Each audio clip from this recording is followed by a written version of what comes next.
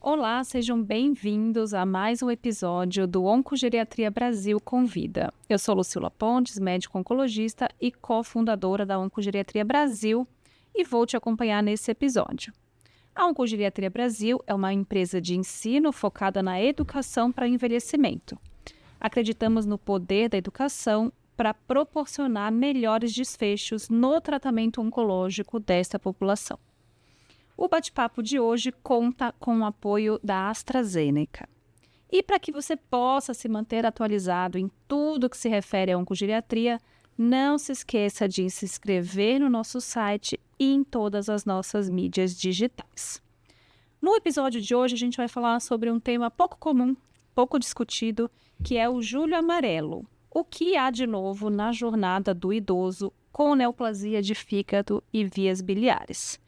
E para bater esse papo, a gente tem hoje nossos convidados, a doutora Poliana Souza, médica geriatra e também cofundadora da Oncogeriatria Brasil, o doutor Pedro Husson, médico oncologista, referência do tratamento de tumores em vias biliares, e o doutor Rogério Camargo Alves, hepatologista e presidente da APEF. Sejam muito bem-vindos ao nosso podcast. Obrigada por aceitarem o convite. Obrigada. Obrigado.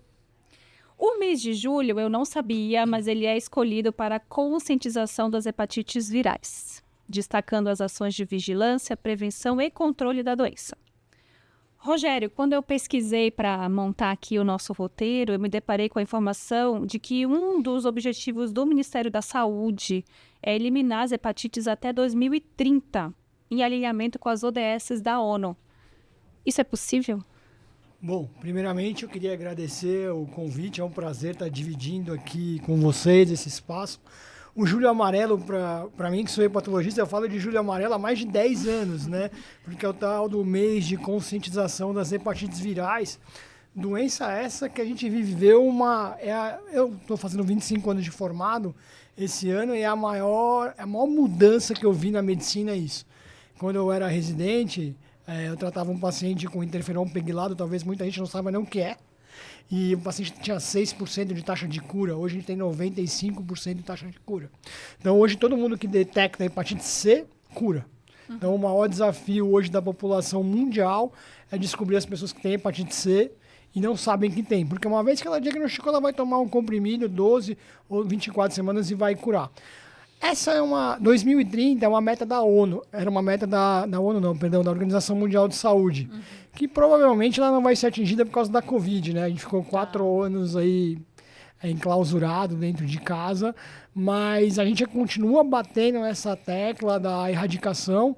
Alguns países como a Austrália e a Espanha conseguiram essa erradicação antes de 2030. No Brasil, eu acredito que a gente não vai conseguir, porque a gente tem muitas pessoas que precisam fazer diagnóstico ainda e muitas pessoas precisam ser testadas para hepatite C. E a outra recomendação é que a outra hepatite crônica, a hepatite B, que as pessoas sejam vacinadas, em sua grande maioria, e que os portadores crônicos consigam ser tratados. E é verdade que tem uma incidência grande de hepatite C em indivíduos com mais de 60 anos? É porque hepatite C é uma doença que ela veio das pessoas que tomaram transfusão de sangue antes de 1994, né? Porque são pessoas que não sabiam que eram portadores que tinham uma doença. Você deve ter tido algum professor, porque vocês são todos jovens, né? Que falava de hepatite não A, não E. Que o indivíduo ficava amarelo e tinha uma hepatite. Isso era tudo hepatite C. Então, a grande fator de risco é a idade acima de 45 anos, né? Então, são pessoas que nasceram por volta de 1960, 70. Esse é o grande grupo de risco. Então, todo mundo que estiver vendo o podcast, que tiver o seu paciente, porque é muito comum que as outras especialidades, que não é hepatologista, gastro, por exemplo, todo paciente que vai comigo ganha uma hepatite C, uma sorologia de hepatite C e B. Isso eu vejo que não acontece, né? Cirurgião, oncologista. Então, se todo mundo que estiver ouvindo o podcast se lembrar, falar, poxa, eu ouvi aquele cara falando que tem que fazer testagem, deva fazer testagem. E isso ainda mais para quem vai fazer químio, né? É particularmente importante nos pacientes com hepatite B. Porque muitas vezes o paciente tem hepatite B, faz a terapia citotóxica, ou faz imuno, e esse paciente reativa uma hepatite B e tem um quadro agudo grave por conta do tratamento oncológico. Não, legal. Nesse sentido, os dados do GloboCan apontam que vai haver um aumento da incidência dos casos de câncer de fígado e vias biliares até 2045. Aliás, eu convido vocês a acessarem o site da Globocan, ele foi atualizado, tem dados até 2050, está bem bacana. E, curiosamente, né, de encontro com isso que você está falando, o aumento vai ser mais expressivo na população acima de 60 anos. Se você comparar menos que 65 e mais de 65, o aumento da incidência vai ser de 90% na população idosa. E tem outros fatores de risco além da hepatite para esse tipo de tumores? Olha, você vai achar que é mentira, mas hoje as hepatites com o controle da hepatite B crônica, né? Estamos falando de hepatite crônica, que dá para o carcinoma hepatocelular, dá cirrose, e são esses pacientes que vão desenvolver o tumor, como o Pedro vai comentar. Colangiocarcinoma, o Pedro sabe disso muito melhor que eu, sabe que a gente está tendo algumas mudanças de fator de risco. Mas hepatite C, como eu disse, é facinho de curar. Você trata um remédio e cura. Hepatite B, você diagnosticou, você zera a viremia, o doente não progride. Hoje, o que a gente vê assim, aumentando exponencialmente são os casos de doença no fígado pela doença hepática gordurosa. Ah, velha e boa gordura no fígado, né? Isso não dá nada, não causa nada, não. 1/3 das pessoas que têm gordura no fígado, que hoje se estima que é 1/4 da população mundial, desse 1/4, 1/3 vai ter fibrose, ou seja, vai ter inflamação, fibrose, e é um baita fator de risco para desenvolvimento de cirrose e câncer de fígado. A gente vê cada dia mais e mais e mais. Eu tenho certeza que acredito que o Pedro veja mais casos de doença relacionada à doença gordurosa do que hepatite viral nos dias atuais. É um fator de risco universal, né? Para tudo. Super presente, né? Para tudo. A gente tem que ter um alerta alto, né, para esse tipo de doença. E o tratamento dessas neoplasias, Pedro, envolve basicamente cirurgia quando detectado precocemente, mas na fase avançada o prognóstico é bem reservado, até porque até pouco tempo atrás a gente tinha um pequeno arsenal. O que mudou aí na última década, nos últimos anos? Sim, é interessante que a doença gordurosa hepática veio com a síndrome metabólica, aumentando os casos de câncer de fígado e aparentemente talvez tenha um impacto também nos tumores de vias biliares, apesar de, quando a gente olha os países orientais, a incidência é muito alta, 6, 7, até mais casos por 100 mil habitantes, mas é relacionado a parasitas que infectam a via biliar. Principalmente na Tailândia e em países que têm uma dieta diferente. Eles comem muito peixe cru, peixe vivo, etc. Na região ocidental, nós vemos um aumento da incidência do colangiocarcinoma intrahepático, por exemplo, principalmente também por causa de uma definição mais adequada da doença. O CID, o código da doença, foi diferenciado agora. Então, a gente está tendo uma diferenciação do colangiocarcinoma intrahepático do carcinoma hepatocelular, que são condições diferentes no mesmo órgão. E talvez tenha também um impacto do aumento da incidência do colangiocarcinoma por uma nomenclatura mais adequada da doença. Em relação ao tratamento, como o fígado é um órgão que tem uma alteração imunológica primária pela posição dele e pela questão de contato com o intestino, a gente descobriu que é um órgão que os tumores que se desenvolvem naquela região apresentam talvez uma certa sensibilidade a imunoterápicos, né? Então, a incorporação da imunoterapia, fazendo com que o sistema imunológico identifique mais o tumor, tem um impacto nas duas doenças, tanto no colangiocarcinoma como no carcinoma hepatocelular. Agora, é interessante que o impacto no colangiocarcinoma, ele é menor, o benefício é menor do que no carcinoma hepatocelular. No caso do colangiocarcinoma, principalmente os tumores de dentro do fígado, os intrahepáticos, eles têm drivers, mutações ou fusões que a gente consegue tratar com pequenas moléculas, com comprimidos. E aí, realmente, eu acho que o grande boom no colangiocarcinoma vai ser esses novos remédios que estão vindo, além da incorporação da imunoterapia. A oncologia de precisão no Com certeza. colangiocarcinoma. Talvez, acho que a barreira ainda seja o acesso, né? Esse tipo de teste. Você acha que daqui a pouco tempo esses testes serão mais acessíveis? Para tratar com imunoterapia, tanto o câncer de fígado como o colangiocarcinoma, não temos ainda um biomarcador. Apesar de o PDL1, que é um marcador que usa para pulmão, por exemplo, ou para outros tumores, ser um biomarcador importante, para colangiocarcinoma e carcinoma hepatocelular não usamos o PDL1. Então a imunoterapia é indicada para as duas doenças na primeira linha. Agora, no caso do colangiocarcinoma, a gente teve a aprovação agora, 2, 3 semanas no Brasil, do ivosidenib, que é para pacientes com a mutação IDH1. E a minha impressão, o acesso no nosso país vai ser muito relacionado à aprovação do remédio, porque aí a indústria farmacêutica vai oferecer o teste. Então, eu já sei que no caso do IDH1 mutado, a indústria que trouxer o ivosidenib vai oferecer o painel. Então, aí, o acesso vai ficar mais fácil, porque tendo a mutação, o paciente vai receber o comprimido. Mas, infelizmente, a minha impressão, o preço desses remédios é muito caro e eu não acho que eles vão chegar rapidamente, por exemplo, no Sistema Único de Saúde. Eu acho que uma questão também para a gente levar em consideração, a gente vai ter uma curva de aprendizado muito importante nesse tipo de tumores, porque são tumores raros, né? Não são o dia a dia do oncologista geral, e aí a gente vai ter esses tumores acometendo indivíduos idosos, muitas vezes multimórbidos. Então, eu acho que a gente vai ter uma combinação do tumor que o oncologista não conhece tanto, de um paciente que muitas vezes é negligenciado no seu entendimento geriátrico. Então, acho que aqui vale a pena, né? Por isso que a Poliana está aqui com a gente, né? E lembrando que muitos desses pacientes, né, no caso do colangiocarcinoma, vão ter que fazer químio também, né? Então, é uma complexidade muito grande, né? Será que a gente está pronto para enfrentar esse tipo de situação? E aí eu trouxe um caso para a gente bater um papo, né? Um caso do dia a dia para a gente imaginar a jornada desse paciente. Então, é uma senhora de 75 anos, hipertensa e diabética, foi diagnosticada com colangiocarcinoma metastático para ossos, uma lesão grande ali em T8, bastante dolorosa. Ela procurou primeiro o ortopedista e depois recebeu o diagnóstico do colangiocarcinoma. E devido a essa dor numa localização muito, né, difícil ali, ela ficou muito limitada, né, mais acamada, dependente de remédio para dor, enfim. Então, ela fragilizou devido ao quadro oncológico, usando opioide, comendo menos. E aí, Poliana, quando eu vi essa paciente pela primeira vez, é impossível a gente não pensar, ela é frágil, porque ela está acamada, ela perdeu peso, ela vive com dor, né? Como é que a gente pode avaliar essa paciente para não incorrer no erro de achar que a fragilidade é geriátrica e não relacionada à doença? Eu acho que isso é uma coisa importantíssima da gente diferenciar quando a gente vai tomar decisão para o paciente idoso, né? Em vários cenários, não só na oncologia, mas eu acho que na oncologia é gritante essa necessidade.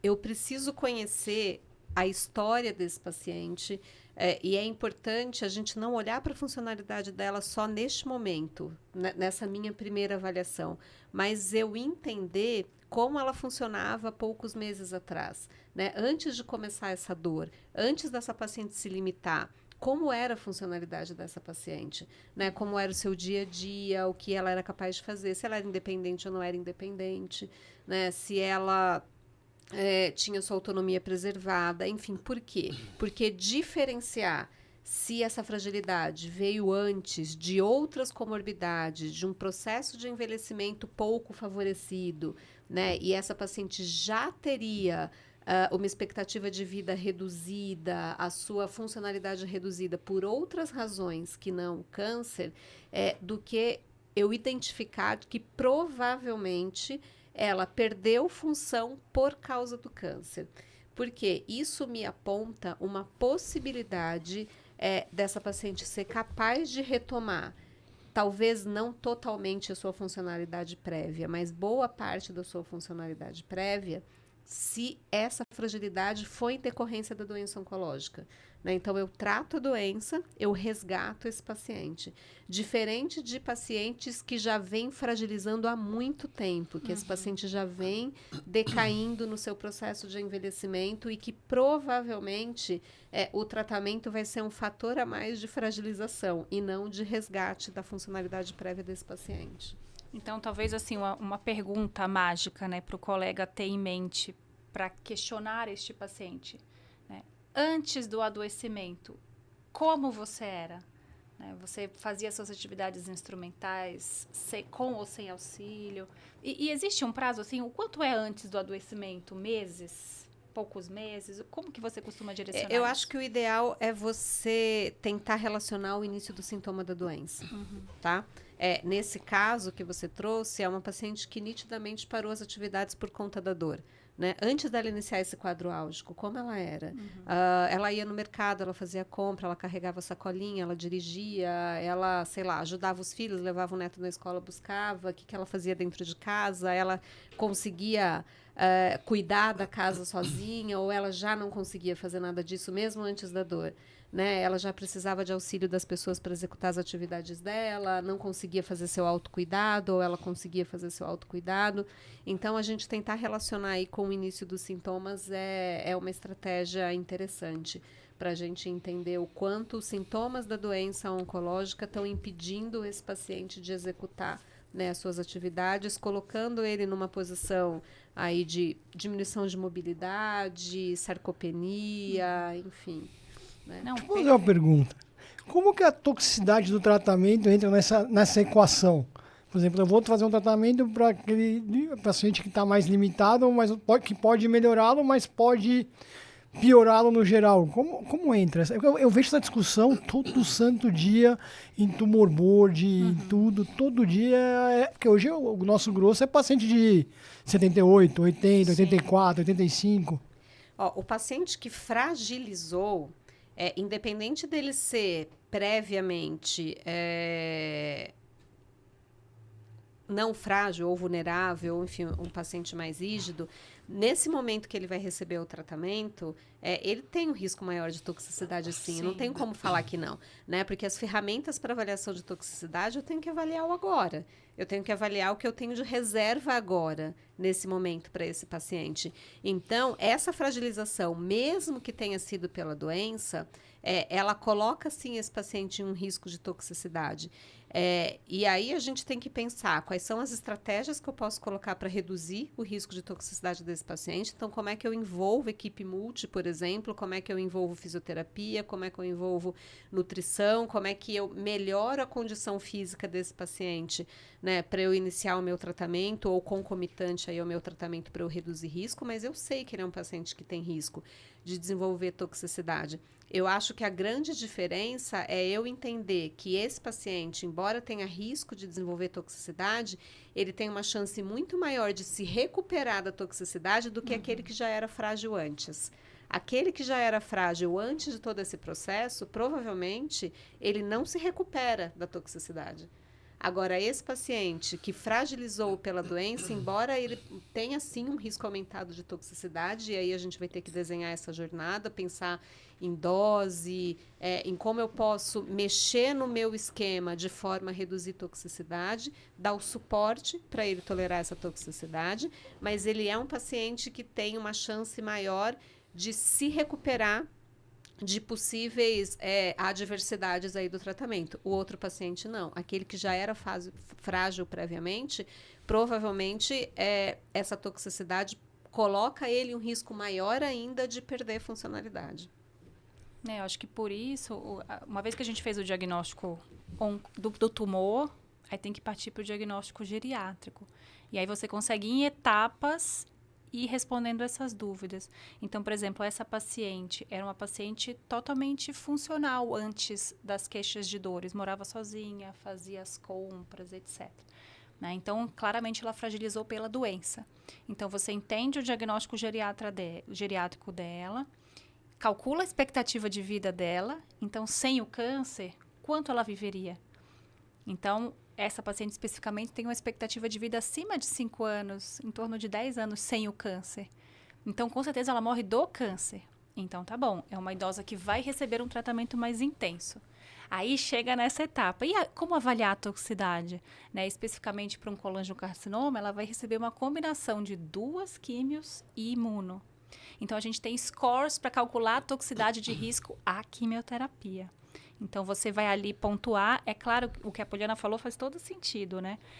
O risco de toxicidade é baseado no hoje, né? Nas deficiências que ela tem hoje pelo adoecimento. Como que você melhora isso? Você tem as intervenções geriátricas. Então, na avaliação geriátrica, esta paciente tinha dor, você controla a dor.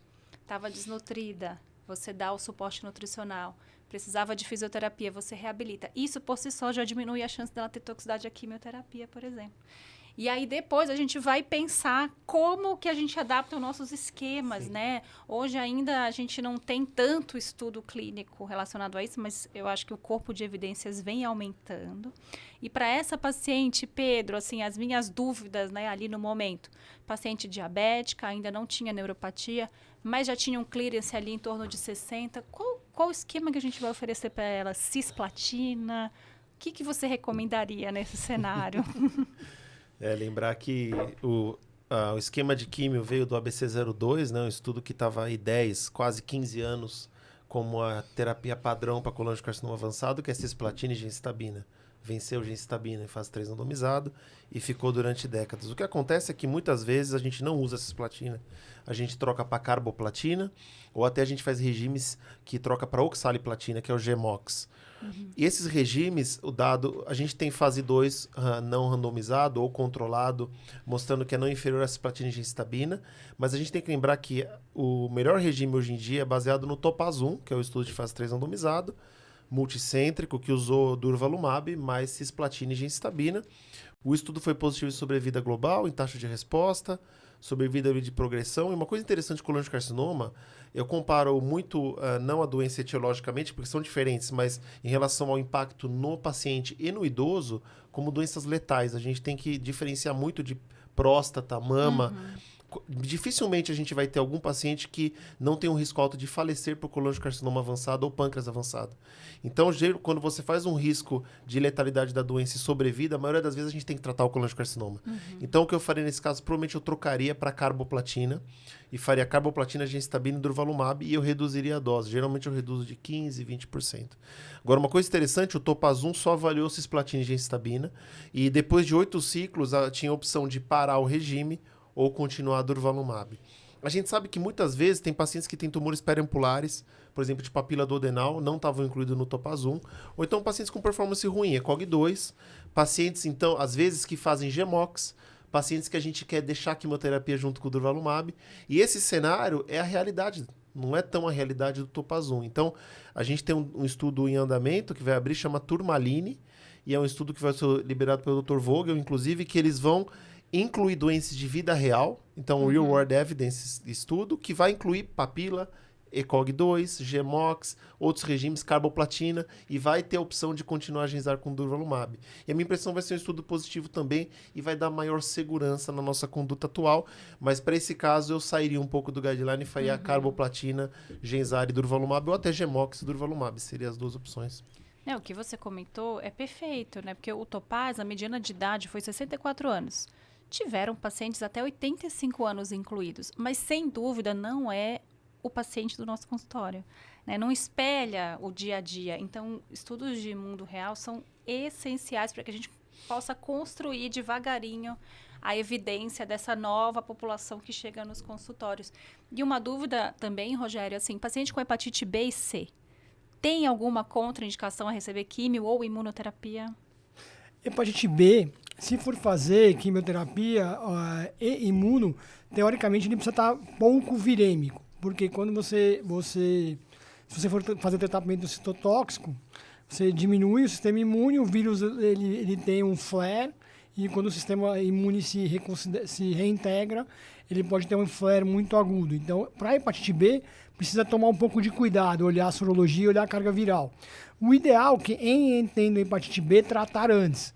Aí, quanto antes, é meio complexo, porque a gente não vai esperar o vírus negativar para poder tratar o tumor, porque o tumor é altamente letal, como o Pedro comentou.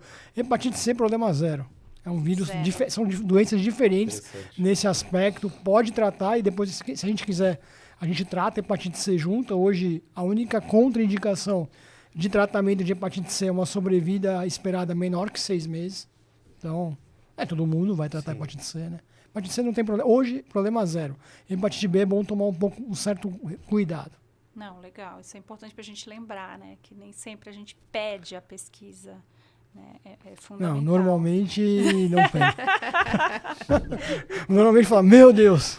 E agora? Meu Deus, e agora? Agora deu ruim. Deu ruim. Muito bom. Essa paciente, ela recebeu carbogenzar. Não sei se você lembra, mas a gente discutiu esse caso na época. Ela recebeu carboplatina, gemcitabina e durvalumab. Ela tinha um risco de toxicidade intermediário à quimioterapia. Então, esse chama score de CARG Ele foi desenvolvido pela Arte Rúria, no City of Hope, na Califórnia, validado para quimioterapia. Para imunoterapia a gente não tem. Infelizmente a gente não tem nenhum instrumento para avaliação, né, de risco de toxicidade para as novas terapias, né? Só para E esse score ele está traduzido para a língua portuguesa, então é algo que a gente pode utilizar rotineiramente, pode treinar as enfermeiras do nosso serviço para aplicar. O que a gente não tem ainda é muito claro o que fazer com este resultado. Risco intermediário, o que você faz? Então, a opinião de especialista é que você pode reduzir em 15% a 20%, observar a tolerância do paciente, escalonar se for necessário.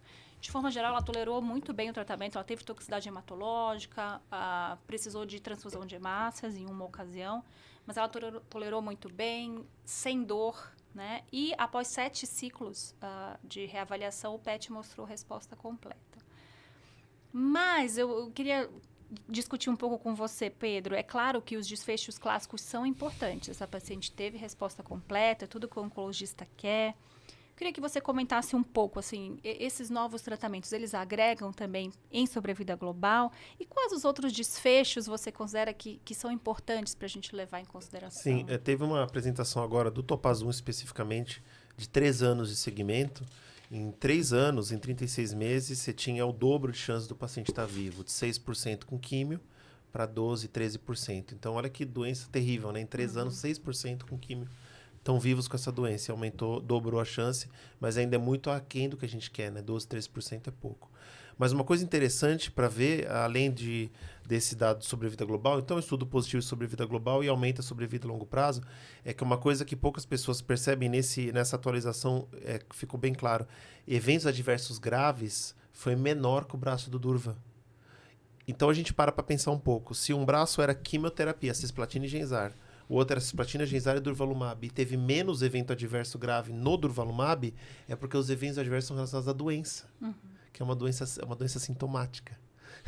Então, a grande questão é essa. E uma coisa interessante, mais químio não funciona nessa doença. Isso está claro, porque o SWOG comparou a Abraxane com químio, foi negativo, e Folfirinox no Amebica também foi negativo.